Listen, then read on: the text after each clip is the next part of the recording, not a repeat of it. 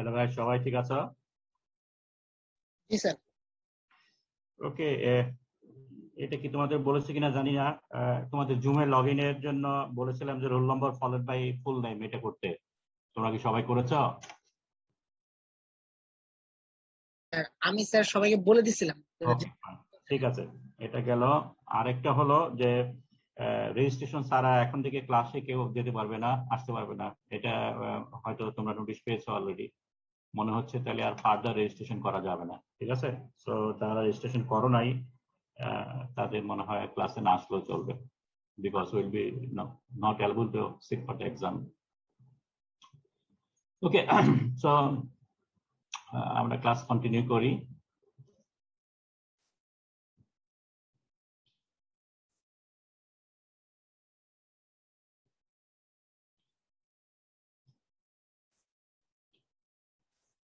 আমরা principal reactions in steel making process পড়ছিলাম। আমাদের প্রথম ক্লাস যেটা ছিল সেটা হলো how the atmosphere inside the furnace control the process or influence the process, and then the principal reactions between carbon and oxygen সেটা নিয়ে আমরা ডিল করেছিলাম। আজকে আমরা another three important elements নিয়ে আলাপ করবো, সেটা হলো iron, silicon and manganese. So you'll be able to analyze the oxidation process of iron, silicon and manganese, and you will be able to determine what are the variables that controls this process.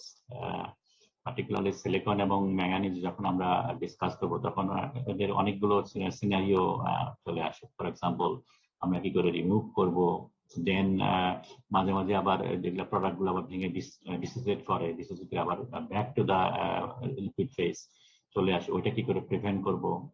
আবার sometimes আরেকটা process আছে যেটাকে বলে ডিঅক্সিডেশন process. ডিঅক্সিডেশন process বলতে মিন করছি যে finally যখন আমরা স্টিল তৈরি করে ফেললাম, because of the use of oxygen, বাথের মধ্যে প্রচুর অক্সিজেন রয়ে যায়, তো এই অক্সিজেনটা রিমুভ করার প্রসেসটাকে বলে ডিঅক্সিডেশন প্রসেস।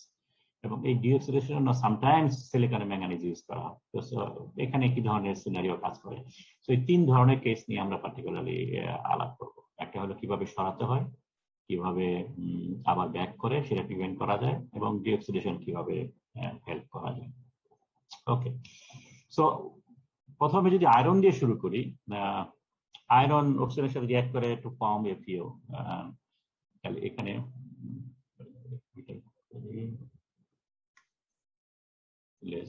সো আয়রন, এটা একটু ব্র্যাকেট নিয়ে আবার একটু আলাপ করি। এই থার্ড ব্র্যাকেট মিন করে হলো লিকুইড বাথের মধ্যে আছে, এখানেও অক্সিজেন বাথের মধ্যে আছে, কিন্তু এখানে ওয়েট পার্সেন্টেজ উল্লেখ করা মানে হলো এখানে আমরা অ্যাক্টিভিটি যেটা মিন করছি সেটা হলো হেনরিয়ান অ্যাক্টিভিটি। ওয়েট পার্সেন্ট থাকা মানে হেনরিয়ান অ্যাক্টিভিটি, তার মানে ম্যাক্সিমাম 1 ওয়েট পার্সেন্ট, সেটা হলো স্ট্যান্ডার্ড স্টেট।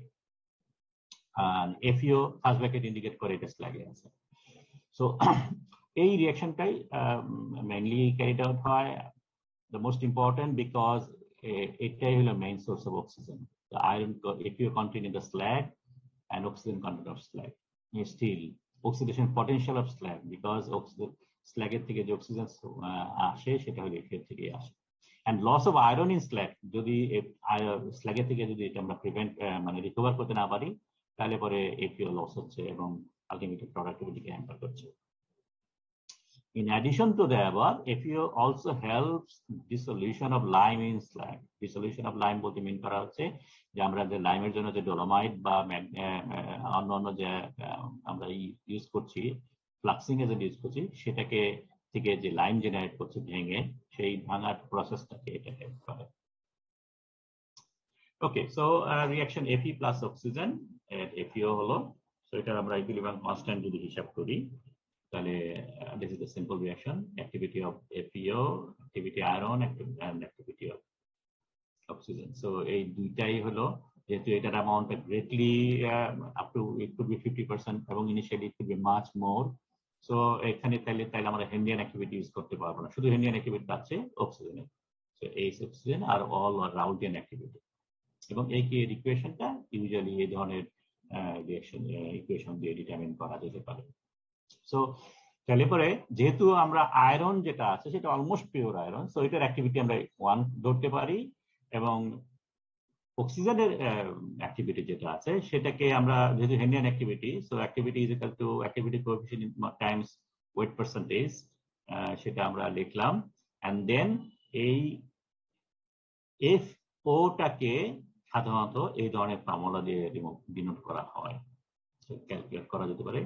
লগ খেয়াল করো, লগ ইউজ করা হচ্ছে, সাধারণত মেট্রোলজিস্টরা লগ প্রেফার করে rather than long. So log FeO is equal to minus 1.7 into weight percentage of oxygen in the bath. So bath A oxygen যা আছে তাকে minus 1.7 দিয়ে গুণ করে এটা log হবে FO আসে। তাহলে এই HO টা যেটা দাঁড়ায় সেটা হলো এখান থেকে তাহলে 10 টু দি পাওয়ার এটা আসবে, সো এখান থেকে এটা আসলো 10 to the power minus 17.717 oxygen আর এখানে অক্সিজেন। সো এটা যদি আমরা এখানে বসিয়ে দেই ফর্মুলার মধ্যে, তাহলে আমরা আলটিমেটলি যে ইকুয়েশনটা পাচ্ছি সেটা হলো অক্সিজেন যে বাথের মধ্যে যেটা আছে সেটার সাথে অ্যাক্টিভিটি এফিওর একটা ইকুইলিব্রিয়াম। সো এটা ভ্যালু কে ফর্মুলাটা আবার এখান থেকে যে বসে দেয়। সো ওভারঅল আমরা এই ইকুয়েশনটা পেলাম এবং এখান থেকে আমরা for any particular value of temperature আমরা এটা ক্যালকুলেট করতে পারি, কনসিডারিং যদি আমরা এফিও কে স্যাচুরেটেড এফিও ধরি, অর্থাৎ এফিও যদি পিওর হয়, এটা যদি activity is equal two 1 consider করি, সামটাইমস অ্যাক্টিভিটি 1 না, অ্যাকচুয়াল কেসে এটা কখনোই 1 না, তারপরে যদি এটা থিওরিটিক্যালি যদি আমরা 1 কনসিডার করি, তাহলে স্যাচুরেটেড অক্সিজেন কনসেন্ট্রেশন যেটা দাঁড়ায় এট ডিফারেন্ট টেম্পারেচারে আমরা এই ভ্যালুটা পাই। সো আনুমানিক 1600 ডিগ্রিতে অক্সিজেন থাকে 0.233, very high level of oxygen, ঠিক আছে, at all not suitable for good quality steel. সাধারণত এই কমপ্লেক্স রিলেশনটা সামটাইমস এই ধরনের অ্যাপ্রক্সিমেশনেও আমাদের সিম্পল ফর্মে রিপ্রেজেন্ট করা যায়, যদিও ভ্যালু একটু ভ্যারি করে, একটু বেশি না।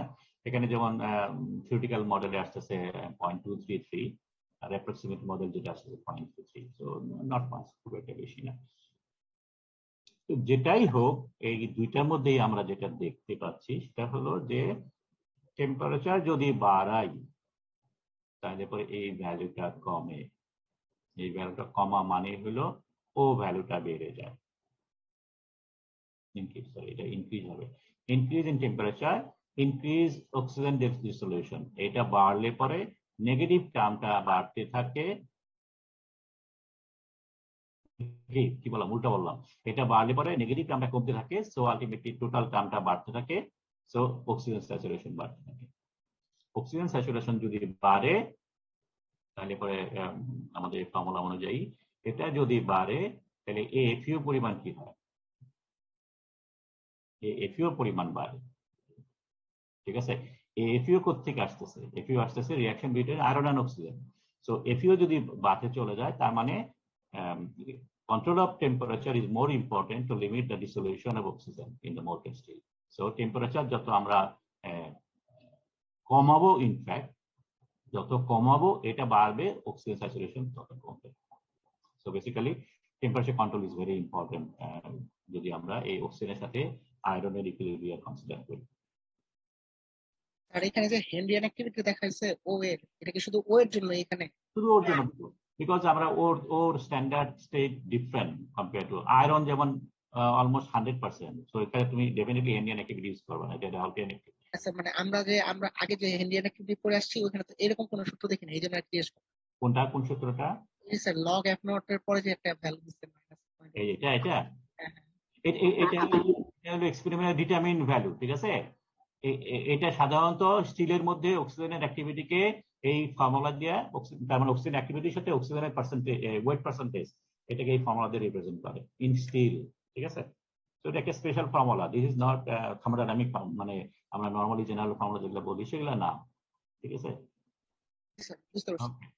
সো স্টিল মেকিং প্রসেসে তাহলে এফইও যেটা থাকে, নর্মালি আমরা জানি এফইও একটা কম্পোনেন্ট অফ স্ল্যাগ, সো স্ল্যাগের মধ্যে এফইও অন্যান্য কম্পোনেন্টের সাথে থাকে, এবং যার কারণে এফইওর অ্যাক্টিভিটি আমরা কখনো ওয়ান কনসেপ্ট করতে পারি না, বিকজ ওই অন্যান্য যেগুলো সেগুলো হেল্প করে, সো ইনফ্লুয়েন্স করে। As a result activity of FeO আমাদের এই normal formula activity is equal to mole activity coefficient times mole fraction, না বলে এখানে ওয়েট পার্সেন্টেজ আমরা ধরবো।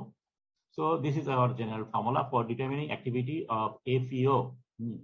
For example, যদি ক্যালসিয়াম সিলিকন আয়রন সিস্টেম যদি থাকে, তাহলে এই এফিওর অবস্থা কি দাঁড়াবে? ক্যালসিয়াম অক্সাইড যদি থাকে তাহলে পরে সিলিকন ডাইঅক্সাইডের সাথে রিঅ্যাক্ট করে ক্যালসিয়াম সিলিকেট ফর্ম করে। এফিও কই যায়? ক্যালসিয়াম যদি না থাকে তাহলে এফিও ফর্ম করার সাথে সাথে সে সিলিকের সাথে রিঅ্যাক্ট করে আয়রন সিলিকেট ফর্ম করে। ঠিক আছে, সিনারিওটা বোঝার চেষ্টা করো। তোমার আয়রন আছে বাথে, অক্সিজেন দিচ্ছ, অক্সিজেনের সাথে আয়রনে রিঅ্যাক্ট করছে, এফিও ফর্ম করছে, বাথের মধ্যে এফিও বেশি আছে। এখন যদি সিলিকাও থাকে সাথে, তার মানে সিলিকার সাথে রিঅ্যাক্ট করে এফিও আয়রন সিলিকেট ফর্ম করে সে অ্যাটাচড হয়ে যাচ্ছে। সো ফ্রি আয়রন অক্সাইডের পরিমাণ কমে গেল, সো বাথের মধ্যে আয়রন অ্যাক্টিভিটি আর এফিও অ্যাক্টিভিটি কমে যাচ্ছে। কিন্তু যখন ক্যালসিয়াম অক্সাইড থাকবে, আমরা জানি ক্যালসিয়াম অক্সাইড অ্যাফিনিটি সিলিকার প্রতি বেশি কম্পেয়ার টু আয়রন অক্সাইড। তো তখন কি করবে, আয়রন সিলিকেট সে ভেঙে দিবে, ক্যালসিয়াম অক্সাইড সিলিকের সাথে রিঅ্যাক্ট করে ক্যালসিয়াম সিলিকেট ফর্ম করবে।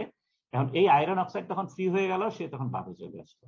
তার মানে ক্যালসিয়াম অক্সাইড যখন থাকবে বাথের মধ্যে, তখন অ্যাক্টিভিটি অফ আয়রন অক্সাইড বেড়ে যায়। অ্যাক্টিভিটি আয়রন অক্সাইড বেড়ে যাওয়া মানে বাথে অক্সিজেনের পরিমাণ কমে যায়। So physically it means that calcium oxide replace FeO from Fe silicate থেকে Fe silicate and form calcium silicate. So it raise the activity of iron oxide. The following expression is used to express gamma FeO. এই ভ্যালুটা আবার for steel determine করা যায় according to this formula. So একটা স্ল্যাগের মধ্যে যদি FeO 0.5 থাকে, তাহলে আমরা এই 0.5 এখানে বসিয়ে গামা এফিও বের করতে পারি। গামা এফিও বের করে অ্যাক্টিভিটি অফ আয়রন অক্সাইড বের করতে পারি, এবং অক্সিজেনের ফর্মুলা একটু আগে যেটা দেখালাম আয়রন অক্সাইডের সাথে, সেখানে বসাইলে 0.072 হচ্ছে। So we can easily determine the amount of oxygen available in the bath. সাধারণত আমরা যে ফর্মুলাগুলো হিসাব করছি, এখানে একটু আগে যে ফর্মুলাগুলো ভ্যালু দিলাম, when FeO is pure, activity of iron oxide is equal to 1. So in real case, activity iron is equal to 1 কখনো হয় না। সাধারণত calculation AFeO is equal to 0.5 ধরা হয়।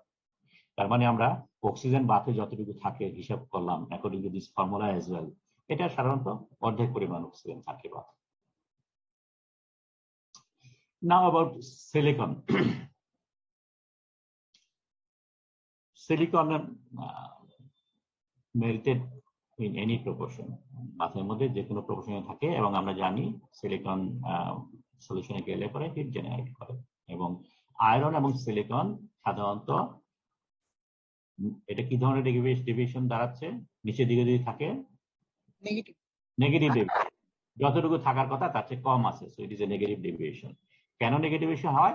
এখানে যেটা হচ্ছে যে আয়রনের সাথে সিলিকন একটা স্ট্রং বন্ড আছে, সো এই স্ট্রং বন্ড থাকার কারণে তারা partial pressure of silicon পরিমাণ কমে যায়, so we show a negative deviation. So এই বন্ড, স্ট্রং বন্ড যেটা থাকে, বিভিন্ন কম্পাউন্ড ফর্ম করতে পারে আয়রন সিলিকনের। সাধারণত অন দ্য এভারেজ আমরা ধরি ATSI, যেমন ইকুয়াল অ্যামাউন্ট 50-50 হিসাবে অ্যাটমিক লেভেলে চিন্তা করে আয়রন সিলিকন এই কম্পাউন্ডে ফর্ম করে। এবং হেনরিজ ল কোএফিশিয়েন্ট যেটা আছে, এই যখন সলিউশনে যায় গামা এসি আর এসআই যেটা, সেটা হলো ওই ধরনের ফর্মুলা দিয়ে রিপ্রেজেন্ট করা হয়। এবং ডিসলিউশন রিঅ্যাকশন যেটা আছে, এগুলো জাস্ট একটু জেনে নেওয়া। এই ধরনের অঙ্ক তোমাদের, এই ধরনের কনসেপ্ট আমরা আন্ডারগ্রেজে পড়াবো না, মাস্টার্স যদি কেউ করো তখন এগুলো পড়াবো। এটা কি মিন করছে সেটা হলো যে রাউলটিয়ান স্কেল থেকে হেনরিয়ান স্কেলে যখন কনভার্ট করা হয়, তখন এটার জন্য একটা ফ্রি এনার্জি চেঞ্জ আসে, এবং সেই ফ্রি এনার্জির ইকুয়েশনটা এরকম। সো এটাকে বলে dissolution reaction from one standard two state to another standard state. এবং এটা থার্মোডাইনামিক একটা ইম্পর্টেন্ট প্যারামিটার। যখন আমরা রিয়েল টাইম ক্যালকুলেশন গুলো করি অ্যাডভান্স স্টাডিতে, তখন এই ফর্মুলাগুলো কাজে লাগে। তো আমাদের জন্য জাস্ট জেনে রাখলাম যে এই ধরনের জিনিস আছে, এটা করা যায়। অঙ্ক যখন কমপ্লেক্স অঙ্ক করা হয় তখন এগুলো ইউজ করা হয়। তো এই পেজের মধ্যে আমরা যেটা দেখলাম সেটা হলো, আমরা বলছি যে সিলিকন আমরা যে কোনো অ্যামাউন্ট দিতে পারি এবং সেটা সলিউশনে যায়, এবং সলিউশনে যাওয়ার সময় এই যে সলিউশনটা ফর্ম করে আয়রন সিলিকেট সলিউশন, সেই সলিউশনটা is not an ideal solution, it shows a negative deviation because silicon has a strong affinity for iron.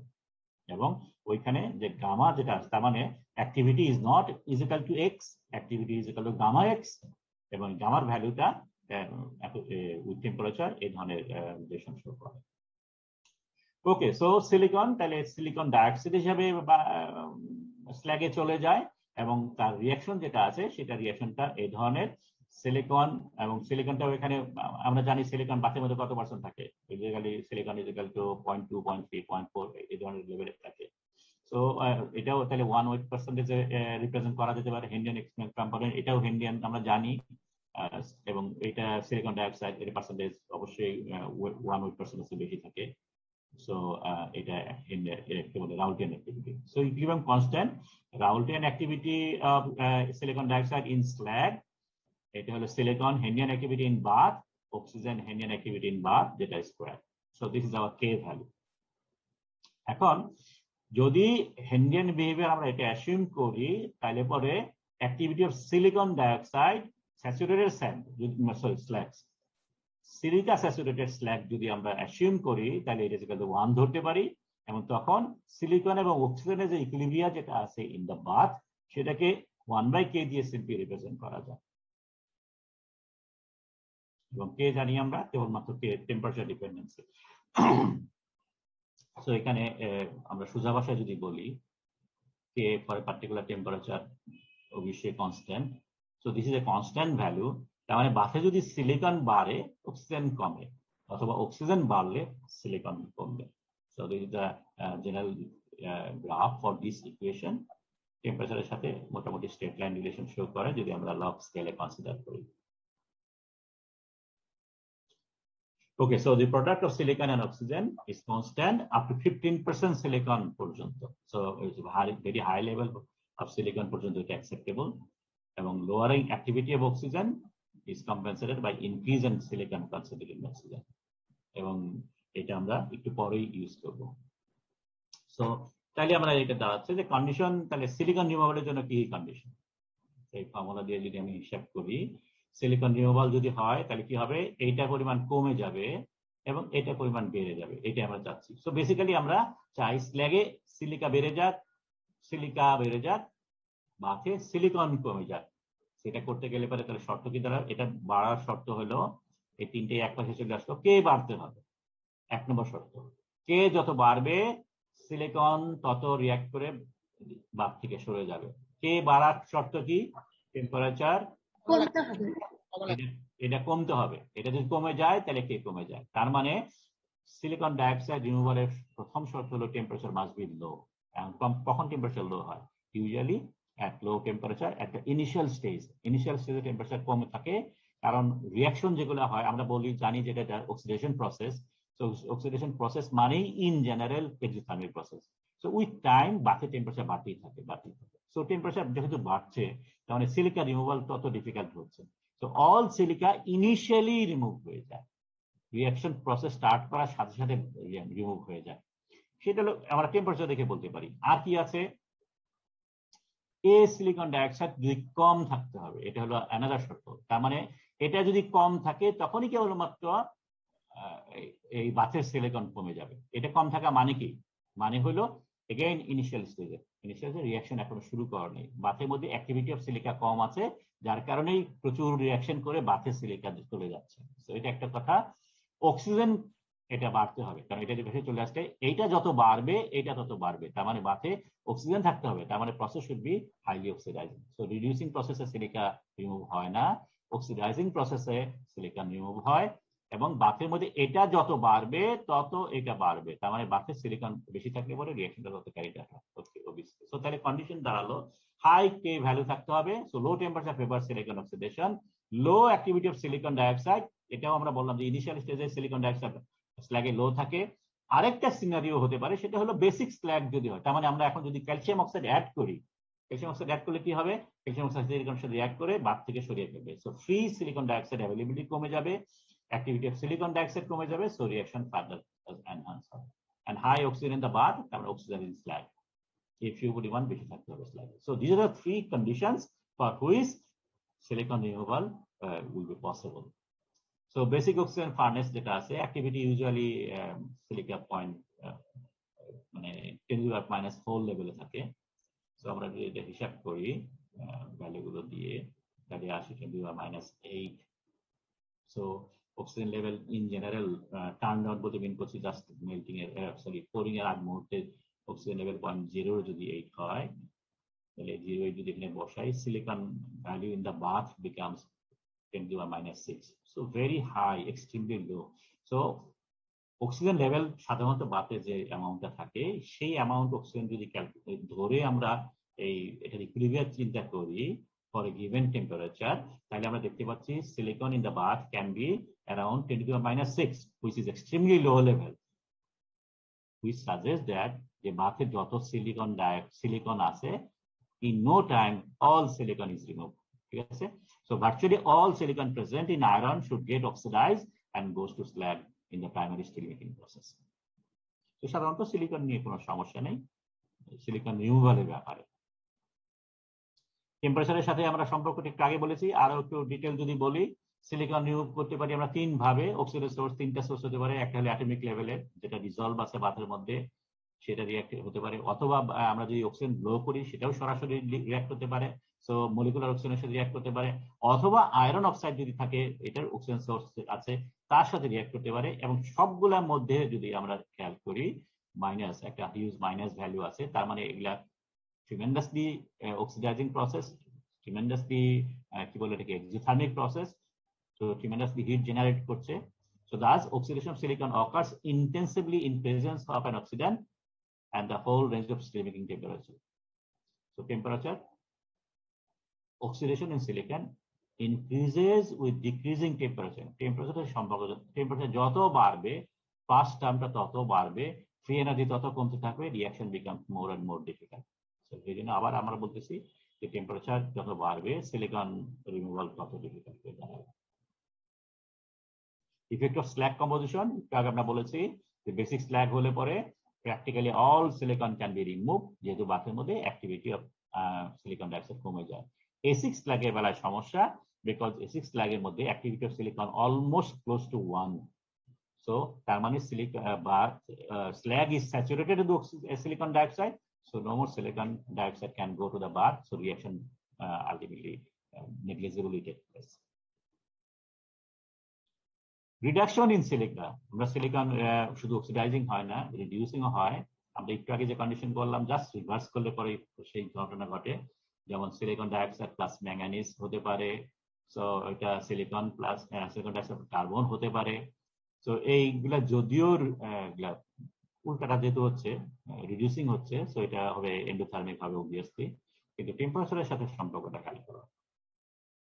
Temperature যত বাড়বে G becomes more and more negative, so reaction possible. So temperature যত বাফের বাড়তে থাকে, silicon dioxide ভেঙে সিলিকনটা বাফে back করার tendency তত বাড়তে থাকে। তো সাধারণত হাই টেম্পারেচারে সিলিকন ডাইঅক্সাইড ভেঙে যায়, সেটা বাফে চলে আসে। So occurs with heat absorption at the same time, favors by high temperature. Composition of slug এর কথা যদি চিন্তা করি, আমরা জাস্ট এই ফর্মুলা দিয়ে যদি দেখি, তাহলে কে দাঁড়াচ্ছে activity of iron oxide silicon mixed activity of silicon dioxide. So activity of silicon in the bath সেটা বাড়ে যদি কে বাড়ে এবং এফিও যদি কমে। তো শেষের দিকে যে নিয়ে বাথের মধ্যে অক্সিজেনের উপর ডিফেন্সিভ শুরু হয়ে যায়, because all oxygen has been utilized in the reduction oxidation process. So activity of FeO কমতে থাকে, সো অ্যাক্টিভিটি অফ সিলিকনের পরিমাণ বেড়ে যায়। কে এর ভ্যালু, এটা আমরা দেখছি এখানে, কে এর সাথে কে বাড়লে পরে ফ্রি এনার্জি কমতে থাকে, রিঅ্যাকশন ফেভারেবল হয়, so ultimately temperature favorable হচ্ছে। So silicon reduction increases for slags with low activity and high temperature. Carbon আর ম্যাঙ্গানিজ যত বাথে থাকবে, সে অক্সিজেনকে সাথে রিঅ্যাক্ট করে অক্সিজেনটাকে সরিয়ে ফেলতেছে, বাথে অক্সিজেন কমে যাচ্ছে, তার মানে অ্যাক্টিভিটি অফ এফিও কমে যাচ্ছে, তো সিলিকনের রিডাকশনটাকে সে ফেভার করছে। তো বাথে যত কার্বন এবং অক্সিজেন থাকবে না অন্যান্য এলিমেন্ট থাকবে, সিলিকন ভেঙে যাওয়ার সিলিকন ডাইঅক্সাইড ভেঙে যাওয়ার সম্ভাবনা তত বাড়ে। বেসিক স্ল্যাগের মধ্যে আমরা বলেছি বেসিক স্ল্যাগে কার্বন মনোক্সাইড থাকে, সুতরাং অ্যাক্টিভিটি অফ এফিও কমে যায়, সো সিলিকন কমে যায়, তখন সিলিকন রিডাকশনটা সে প্রিভেন্ট করে। উল্টাটা হয়, আমরা একটু আগে যেটা বলেছি। ডিঅক্সিডাইজিং এজেন্ট হিসেবে সিলিকন ইউজ করা হয়। আমরা জানি সিলিকন যেহেতু অক্সিজেনের প্রতি অ্যাফিনিটি খুব বেশি, সো সিলিকন রিঅ্যাক্ট করে সিলিকন ডাইঅক্সাইড ফর্ম করে, এবং আমরা সিলিকন অক্সিজেনের যে শর্ত ইকুইলিব্রিয়াম কথা দেখেছিলাম, silicon multiplied by oxygen is equal to constant. সুতরাং বাথে যত বেশি সিলিকন থাকবে তত অক্সিজেন কমে যাবে, তো এটাও একটা শর্ত। তার মানে ডিঅক্সিডাইজিং এজেন্ট হওয়ার জন্য তাহলে দুইটা জিনিস দেখছি, একটা হলো অক্সিজেনের প্রতি অ্যাফিনিটি বেশি, এবং একটা হলো এদের ইকুইলিব্রিয়ামও সাজেস্ট করে, বা সিলিকন বেশি থাকলে অক্সিজেন কমে, সো সিলিকন অ্যাড করলে অক্সিজেন কমে যাবে। So this is our formula. এখান থেকে অক্সিজেন ক্যালকুলেট করতে পারি। এখানে তাহলে যাচ্ছে হলো activity of silicon dioxide, equilibrium constant এখানে ছিল, এখানে সিলিকনের weight percentage. So silica saturated স্ল্যাগের বেলায় এটা যদি 1 ধরি, এটা আলটিমেটলি অক্সিজেন ভ্যালু যেটা আসে সেটা হলো 1/k ইন্টু এত, কে এর ভ্যালু আমরা ক্যালকুলেট করতে পারি, ফর্মুলা একটু আগে দেওয়া আছে। সো আলটিমেটলি এই ধরনের একটা ইকুয়েশন আমরা পাই। সো সিলিকন আমরা যত বাড়াবো বাফের মধ্যে এই ভ্যালুটা তত কমে যায়, এবং কত কমে, অনেক হাই লো লেভেলে। যার জন্য সিলিকন ডাইঅক্সাইড, সিলিকনকে একটা ইফেক্টিভ ডিঅক্সিডেন্ট বলেন। আমরা টেবিল ফর্মে এটা আরো কি বলছো কিছু? কবে?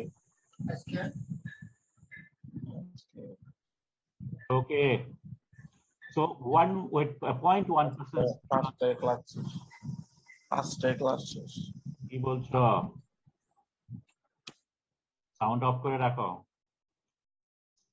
সিলিকন যদি 1.18% থাকে তাহলে অক্সিজেন থাকে 0.019, আর যদি 0.5% ম্যাঙ্গানিজ এর সাথে অ্যাড করি তাহলে এটা কমে যায়। সো আলটিমেটলি দুইজনে একসাথে থাকলে পরে ডিঅক্সিডেশন প্রসেসটাকে হেল্প করে বেশি। তারপরে সিলিকন এফেক্টিভ ডিঅক্সিডেন্ট ঠিক আছে, তার সাথে যদি ম্যাঙ্গানিজও দেওয়া হয়, দুইটা একসাথে অক্সিজেনকে রিমুভ করে আরো ভালোভাবে। যদিও সিলিকনের ইনফ্লুয়েন্সটা ম্যাঙ্গানিজের চেয়ে অলমোস্ট 10 টাইমস, মোর দেন 10 টাইমস বেশি। 0.1 দিলে পরে 0.19 হয়, আর 0.5 দিলে পরে মাত্র 0.004 কমে। সো অলমোস্ট 10 টাইমস বেশি।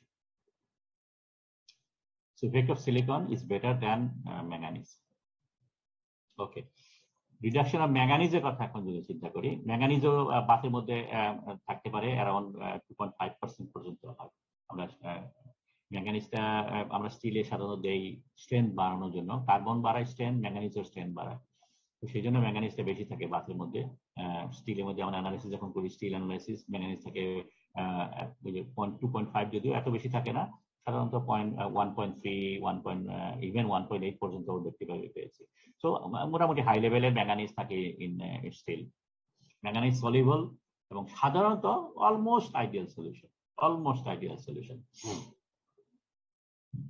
সো রাউলস ল দিয়ে মোটামুটি ভাবে এটা হিসাব করা যায়। ডিসোলিউশন রিঅ্যাকশন জেনারেল ফর্মুলা এটা দাঁড়ালো। আর বাথের মধ্যে ম্যাঙ্গানিজটাকে আমরা আয়রন ম্যাঙ্গানিজ বাইনারি সলিউশন না করে আয়রন কার্বন ম্যাঙ্গানিজ সাধারণত টার্নারি সলিউশন হিসেবে ট্রিট করা হয়, এবং তখন এটা একটা নেগেটিভ ডেভিয়েশন শো করে। কার্বন পার্সেন্টেজ যত বাড়বে অ্যাক্টিভিটি অফ ম্যাঙ্গানিজ তত কমে, অ্যাক্টিভিটি কোএফিশিয়েন্ট এখানে দেখানো হচ্ছে, সো অ্যাক্টিভিটিও তত সেইভাবে কমতে থাকে। ওকে, manganese oxide has extensive solubility in slag. So pure amine, simple deoxidation results, FeO MnO inclusions. MnO আছে, MnO এর সাথে FeO মিলে inclusions ফর্ম করে ম্যাঙ্গানিজ। আর অ্যাসিড প্রসেসের মধ্যে তারা একটা ternary system, silica, iron silicate, manganese silicate, দুইটা মিলে একটা টার্নারি সিলিকেট ফর্ম করে, এবং এখানে সিলিকা অ্যারাউন্ড 50% পর্যন্ত থাকতে পারে, ম্যাঙ্গানিজ অ্যারাউন্ড মানে 0 থেকে শুরু করে 30% পর্যন্ত থাকতে পারে। বেসিক স্ল্যাগের মধ্যে MnO জাস্ট মাইনর কনস্টিটিউয়েন্ট হিসেবে ফর্ম করে, আমরা একটু পরে দেখবো। বেসিক স্ল্যাগে MnO খুব একটা রিমুভ হয় না।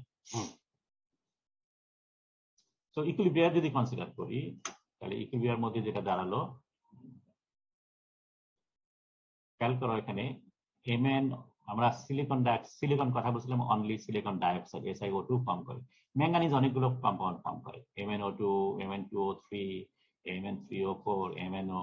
সাধারণত MnOটাই আমরা মোর কমনলি অ্যাকসেপ্ট করি, it is usually stable, more stable at high temperature. So রিঅ্যাকশনের মধ্যে সাধারণত MnOটাই বেশি কনসিডার করা হয়।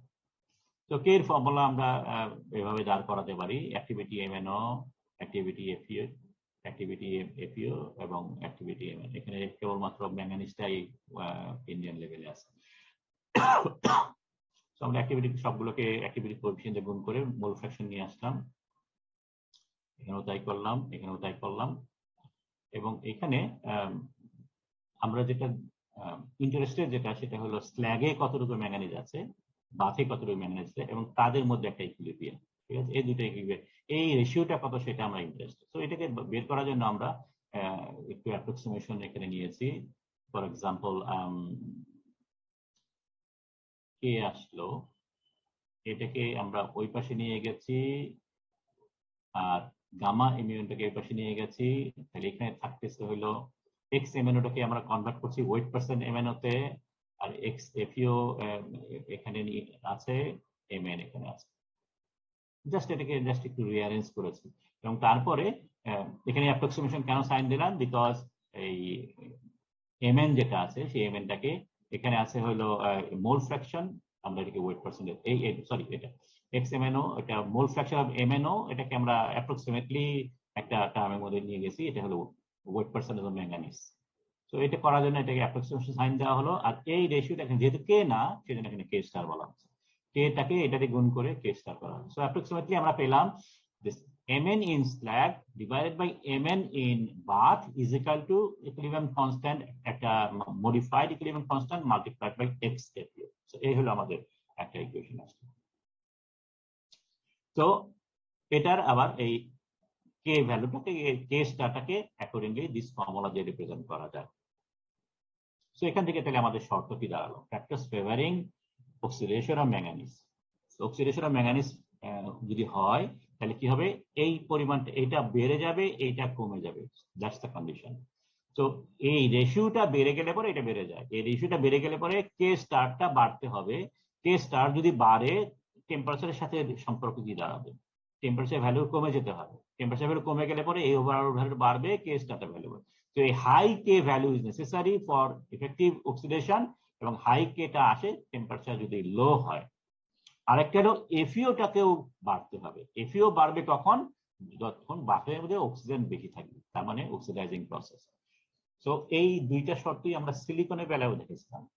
সিলিকনের বেলাও সেম শর্ত আমরা দেখেছি, যে low temperature and high oxidising slag. So এই দুইটা শর্তই এখানেও আছে, যার জন্য আমরা সিলিকনের বেলা যে কথাটা বলেছিলাম যে ইনিশিয়াল স্টেজেই সবকিছু শেষ হয়ে যায় এবং অলমোস্ট 0% পর্যন্ত শেষ করা যেতে পারে। এখানেও তাই, যে আমরা সাধারণত as full as possible silicon removal can be done within very few minutes of oxidation process. টেম্পারেচারের সাথে সম্পর্ক যদি দেখি, আগের মতোই সেম কন্ডিশন, হাইলি অক্সিডাইজিং, কিন্তু টেম্পারেচার ডিপেন্ডেন্সি এখানে ভেরি হাই প্লাস ভ্যালু। যত টেম্পারেচার তত বাড়বে, জি তত কমতে থাকবে, সরি জি তত বাড়তে থাকবে। জি বাড়া মানেই রিঅ্যাকশন ফিজিবিলিটি কমে যাওয়া। So all reaction of manganese oxidation occurs with high heat evolution and favored by decrease in temperature. Slag কম্পোজিশনের কথা আমরা কি বলেছিলাম, স্ল্যাগের মধ্যে তাহলে এখানে এটা হলো স্ল্যাগ কম্পোজিশনের মধ্যে এমএনও কমে যেতে হবে। এটা যদি কমে যায় তাহলে কি হবে, এমএনও কমে গেলে পরে অ্যাক্টিভিটি অফ এমএনও কমে গেল, so more reaction carried out হবে। So Mn in metal is determined by the ratio of activity of এই দুইটা। এমএন কমে যাওয়া মানে হলো ইনিশিয়াল স্টেজের কথা আমরা বলেছিলাম, এবং এফইও বেড়ে যাওয়া আমরা अगेन অক্সিডাইজিং প্রসেসের কথা বলেছিলাম। সেখানে তো অ্যাসিড স্ল্যাগের মধ্যে MnO decreases due to silicate slag formation, thus MnO oxidation process more deeply. গেল বেসিমার কনভার্টারে manganese oxide press of metal, একটু আগে আমরা বলছি যে সিলিকনের মতোই অলমোস্ট 0% পর্যন্ত এটা করা যেতে পারে। বেসিক স্ল্যাগ কন্টেনিং MnO যদি হয় তাহলে পরে addition of iron ore bath causes increase in Fe which results decrease in MnO, এটা বাড়লে পরে Mn ডিক্রিজ করে। ভিগোরাস FeO যদি দেয় তাহলে পরে এই বাবলিং হচ্ছে, এই রিঅ্যাকশনটা হচ্ছে, এবং অ্যাক্টিভিটি অফ FeO ডিক্রিজ করে, অ্যাক্টিভিটি ডিক্রিজ করলে পরে ইনক্রিজ করে। তো দুইটা সিনারিও তাহলে দাঁড়ালো। একটা সিনারিও হলো যদি বাথের মধ্যে FeO বাড়ে, তার মানে ইনিশিয়ালি, তাহলে Mn কমে যায়। আরেকটা হলো যদি ভিগারাস রিঅ্যাকশন হয় উইথ আদার এলিমেন্টস, যেমন কার্বনের সাথে অথবা সিলিকনের সাথে, সেপারেটলি ম্যাঙ্গানিজ যদি কনসিডার করি, সিলিকনের সাথে রিঅ্যাক্ট করছে, কার্বনের সাথে রিঅ্যাক্ট করছে, তার মানে অক্সিজেনটা কমে যাচ্ছে। অক্সিজেন কমে যাওয়া মানেই এক্স্যাক্টলি লাইক সিলিকন, বাথের মধ্যে অক্সিজেন অ্যাভেলেবিলিটি কমে যাবে, FeO কমে যাবে, ম্যাঙ্গানিজ বেড়ে যাবে, তার মানে বাথের মধ্যে ম্যাঙ্গানিজ থেকে যাবে, রিঅ্যাকশন আর করবে না। Addition of strong deoxidant decrease oxygen content, এটা বেড়ে যায়, সো রিঅ্যাকশন হবে না। Addition of manganese or containing higher manganese oxide, সেটা যদি হয় তাহলে অক্সিজেন রিলিজ করে, কারণ MnO2 এটা ভেঙে যায় MnO প্লাস অক্সিজেন হয়, তারপরে অক্সিজেন মাত্র রিলিজ করলো, অ্যাক্টিভিটি FeO বেড়ে গেল, ম্যাঙ্গানিজ কমে যাচ্ছে। Addition of metallic manganese, manganese যদি মেটালিক দেই তাহলে সেই অক্সিজেন রিঅ্যাক্ট করবে, তার মানে MnO ফর্ম করবে এবং কিছু থেকে যাবে। Reduction process, again just like silicon, transfer of MnO from slag to metal, এটা ওকে বাড়ে, এবং এটা কখন ফিজিবল হয়, তাহলে এটা কখন কমে যাবে, এটা কখন বেড়ে যাবে, এটা কমে যাবে যখন কে কমে যাবে, যখন FeO কমে যাবে। রিঅ্যাকশন উল্টা হবে না? কোনটা? রিঅ্যাকশন অফ অ্যামোনো স্ল্যাগ যেটা, এই রিঅ্যাকশনটা ওকে ভাঙাটা যদি বলতাম ঠিক আছে, ভাঙাটা বলতে পারি এটা হয়তো উল্টা সিনারিও হতো। এখান থেকেও আমরা নিতে পারি সেম কনসিডারেশন আমরা এখানে নিতে পারি। আমাদের মেইন জিনিসটা যেটা হচ্ছে রিডাকশন অফ MnO যদি হয় তাহলে এইটা কমে যাবে, এটা বেড়ে যাবে। সো এটা কখন কমবে, এটা কখন বাড়বে, সেই শর্তটা করলে পরে হয়ে যায়। উল্টা করলে পরে মানে বেটার হতো, ওকে আমি এটা উল্টাটা চেঞ্জ করে দেবো ফাইনাল। তো এখানে তাহলে কন্ডিশন রিডাকশন অফ MnO যেটা দাঁড়াচ্ছে সেটা হলো এইটা কমবে যখন এটা যদি এদিকে নেই, এটা যখন কমবে, তার মানে অক্সিজেন বাকি কম থাকলে এটা হয়। আরেকটা হলো কে যখন কমবে, কে এর সাথে টেম্পারেচারের আমরা বলেছিলাম উল্টা রিলেশন, কে বাড়লে পরে সরি টেম্পারেচার বাড়লে পরে কে বেড়ে যায়, সুতরাং কে কমে যায়, তার মানে তখন MnO কমে যাবে।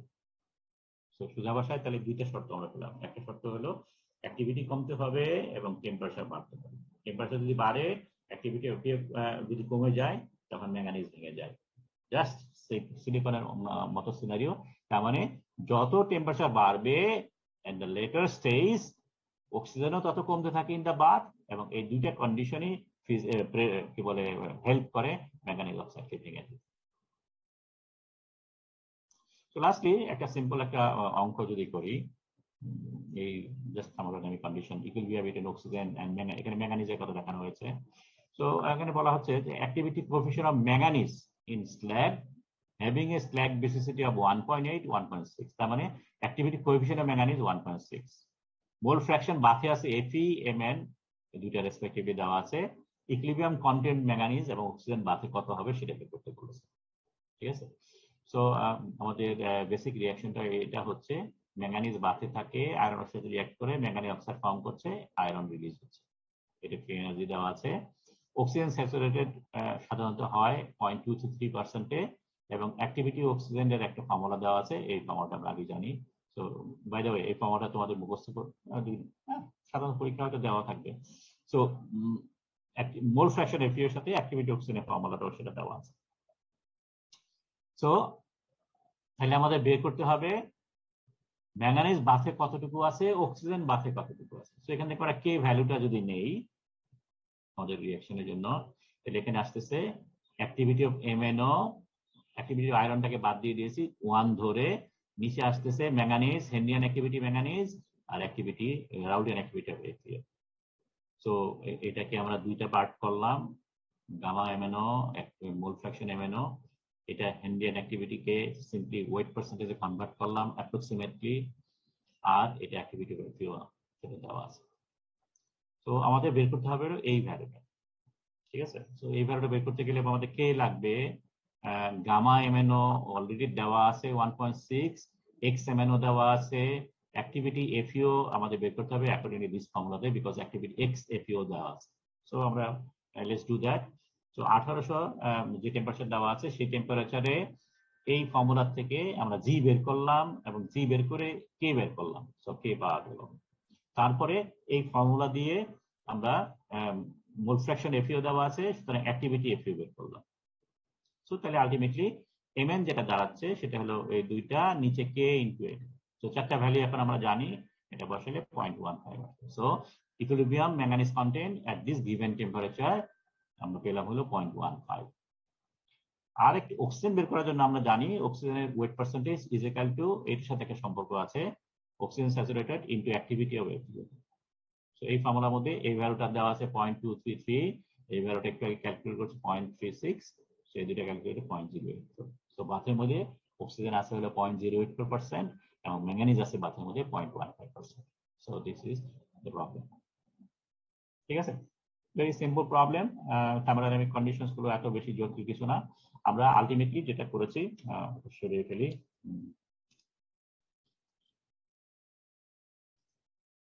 তো আমরা এখানে thermodynamic conditions for silicon and manganese removal বা আয়রন রিমুভাল সেগুলো দেখছি এবং এখানে আমরা ইকুয়েশনটা কনসিডার করেছি এবং কনসিডার করে এখানে কে ভ্যালুটা কনসিডার করেছি এবং কে ভ্যালুটাকে নেসেসারি মডিফিকেশন করার পরে আমরা দেখেছি যে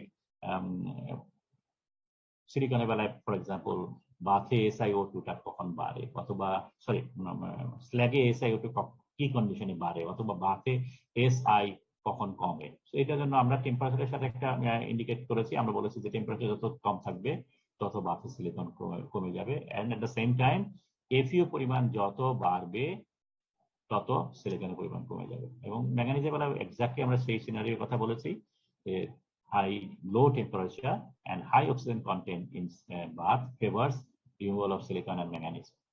At the same time আমরা বলেছি যে সিনারিও সামটাইমস হয় যে এটা ব্যাক করতে পারে, কারণ যে প্রোডাক্টটা ফর্ম করলো oxidation product either SiO2 or MnO দুইটাই ভেঙে যায় সিলিকন আর ম্যাঙ্গানিজটা বাথে ব্যাক করে এবং এই ভেঙে যাওয়ার শর্ত হলো অক্সিডেশনের উল্টাটা, অর্থাৎ হাই টেম্পারেচার থাকতে হবে এট the same time low oxygen content থাকতে হবে। লো অক্সিজেন কন্টেন্টটা সাধারণত যখন অন্যান্য এলিমেন্ট বেশি থাকে তখন রিঅ্যাক্ট করে অক্সিজেন রিমুভ করে ফেলে, অথবা আরেকটা হতে পারে সেটা হলো যে সিলিকন ডাইঅক্সাইড এবং ক্যালসিয়াম অক্সাইড যদি বাথে থাকে তখন সিলিকন ডাইঅক্সাইডের সাথে রিঅ্যাক্ট করে এবং FeOটাকে সেপারেট করে দেয়, সুতরাং বাথে FeO পরিমাণ বেড়ে যায়। তো এটা তখন অ্যাকর্ডিংলি ইনফ্লুয়েন্স করে। আরেকটা সিনারিও আমরা দেখেছি সেটা হলো সিলিকন এবং ম্যাঙ্গানিজ দুইটাই একটা অক্সিডেন্ট হিসাবে ডিঅক্সিডেন্ট হিসেবে কাজ করে বিকজ তাদের affinity for oxygen is very high, so reaction is always exothermic. এবং সেখান থেকে আমরা শর্ত রেখেছি যে অক্সিজেনের সাথে সিলিকনের যে ইকুইলিব্রিয়াম যেটা আছে সেখানে আমরা দেখেছি যে বাথে যত বেশি সিলিকন থাকবে অক্সিজেনের পরিমাণ তত কমে যাবে। এবং ম্যাঙ্গানিজের বেলাও একই কথা আমরা দেখেছি, যদিও ম্যাঙ্গানিজের ইনফ্লুয়েন্স সিলিকনের অ্যাজ এন অক্সিডেন্টের ইনফ্লুয়েন্স হচ্ছে অনেক কম, অলমোস্ট 10 গুণ কম। তো এই হলো আমাদের আজকের oxidation of iron, silicon and manganese. So any questions?